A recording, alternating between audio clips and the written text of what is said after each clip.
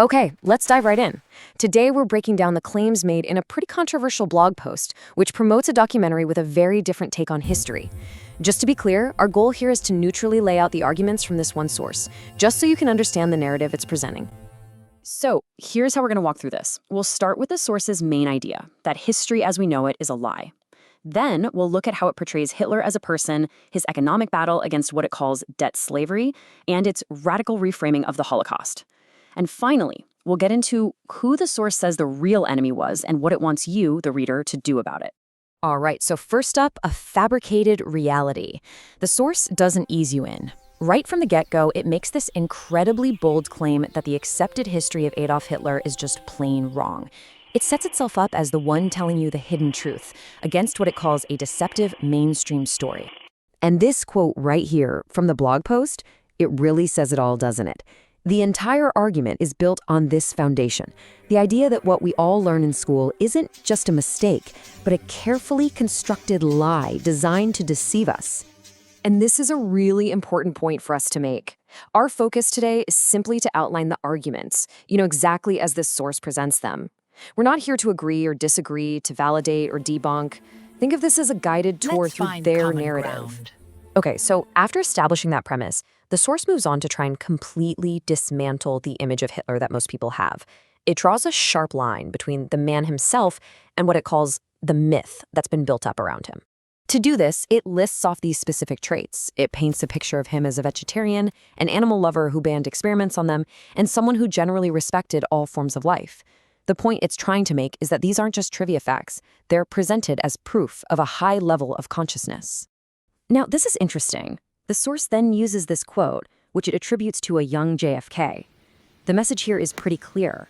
It's trying to suggest that a future where Hitler is seen in a positive light isn't just possible, but that it's inevitable. From there, the narrative pivots away from his character and dives deep into economics. It frames Hitler's entire political mission as a war, but not a war against other countries, a war against a global financial system that it claims was created to enslave people through debt. Now, to really get what the source is saying here, you have to understand its definition of one word: usury. For this source, it's not just about super high interest rates, nope. It's the act of charging any interest at all on a loan, and it identifies this practice as the #1 tool for enslavement. That's how I made 18%! Keeping that definition in mind, this is the plan it says Hitler put into action. It was all about breaking free from what it calls the thraldom of interest. The strategy: take over the central bank, give out interest-free loans, and basically create a whole new debt-free economy that was completely outside the control of, quote, international bankers. And to really hammer this point home, the source draws a direct line from Hitler to a much more recent figure, Muammar al-Gaddafi.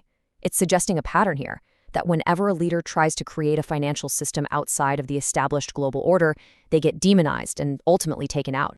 This brings us to what is, without a doubt, the most controversial part of the source material. It's here that the blog post argues that the historical account of the Holocaust is a total fabrication, that it was propaganda created specifically to demonize Hitler. So how does the source even begin to make such a claim? Well, the blog post actually asks that very question, and then it lays out a series of points that it presents as evidence. These are the main pillars of its argument. It questions why there are laws protecting the history of the Holocaust, saying truth doesn't need laws. It claims up to 150,000 Jews served in Hitler's army. It also reframes German actions as a response to a so-called Jewish declaration of war on Germany. And finally, it claims there's no paper trail ordering gassings, and that messages from Auschwitz showed deaths were from disease like typhus, not from extermination. Then the source uses this quote, which it attributes to Theodor Herzl, the founder of Zionism. The goal of including this seems to be to argue that the suffering of Jewish people wasn't some terrible, unforeseen tragedy, but was actually part of a deliberate plan by Zionist leaders to help achieve their political goals. So, if the enemy wasn't the Allied powers, Britain, the US, the Soviet Union, then who is Hitler really fighting against, according to this narrative? This is where the whole thing really comes into focus. This chart really lays it out clearly. You've got the conventional view on one side, a war between nations. But in the source's version, that's all just a distraction. It claims the real war was between Hitler and what it calls a small, rootless international clique, or, more specifically, Zionist central bankers and money and finance conspirators. And that brings us to the end. The blog post doesn't just leave you with this alternative version of history.